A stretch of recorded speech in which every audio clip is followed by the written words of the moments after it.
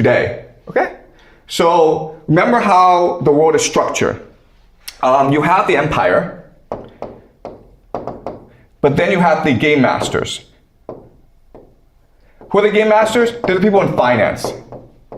Okay, and this includes Bank of International Settlements, World Bank, International Monetary Fund, Wall Street, City of London. Okay, so these are different financial organizations that coordinate together, and they are the game masters. And what they do is they control how US dollars, which is the currency of this game, they control how US dollars moves around the system, okay? So USD. And this creates, of course, the global economy.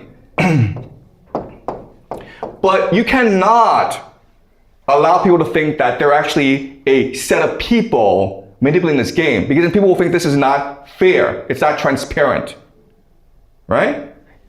It's not a clean game. So what you do is you create multilateral organizations called the rules-based international order, like the WTO, UN, and you make them believe that, oh, it's these impartial organizations that actually control the game. So it's fair and it's transparent and it's accountable to the people, okay? And then you reinforce this using media, education, and culture. And together, these three will create the values and norms that make us believe that this is a fair, open, and transparent game in which we can all win, okay? So that when there's a collapse, it's not because there are people engineering this collapse behind the scenes, it's because it's a law of gravity. This just happens naturally in this game. It's no one's fault. It's just like we were too lazy and corrupt, okay? All right, so certain things to remember about the system is that this system is not as clean as you think because there are opposing forces to it. All right, and these opposing forces are forces such as nationalism, okay, or ethnic identity. Then you have social democracy, individual rights, right? And then of course you have religion. All right, so there are these countervailing forces that try to break apart the system.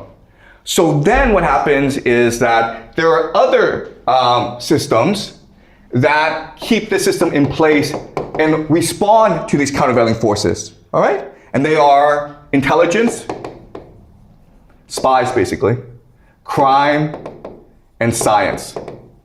And behind these three forces are three sets of powerful institutions, okay? These are transnational capital,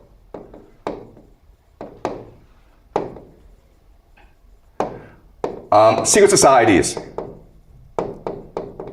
and the last is elite families, okay? Some people call them the Illuminati, okay? It doesn't matter, all right? So this is how the world works. And underpinning this elite is something called the occult, which we'll study later on, okay? All right, so certain things that stand out about the system that you may notice is, hey guys, look. Transnational capital is also the game masters as well as the global economy, okay? This is important because, remember, this system is the parasite. And this system is a host. So transnational capital is both the parasite as well as the host. It's both the game master as well as the player. Okay? So this obviously leads to a lot of corruption. So then the question then is, how do we get this system? Where did this system come from? So let me go into some history, okay? So the year is 1688. And in Britain, that's something called the Glorious Revolution.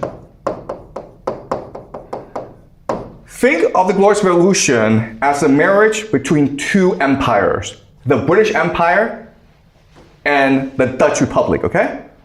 England and Dutch Republic.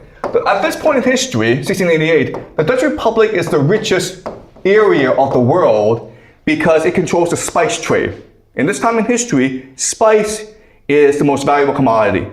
The problem with the Dutch Republic is that it cannot defend itself in Europe, okay? It's easily invaded. It's also Protestant. So, and they are being attacked by the Catholics, Catholic France, the Catholic Church, as well as the Habsburgs, the Holy Roman Empire. So what they agree to do is they agree to combine their forces. All right? So what happens is the wealth of the Dutch Republic goes to England. All right? And creates something called, in 1694, the Bank of England. Okay? So this is a private bank that is not accountable to the public. What it does is this. It prints money, and then who buys it? Parliament buys it. Okay?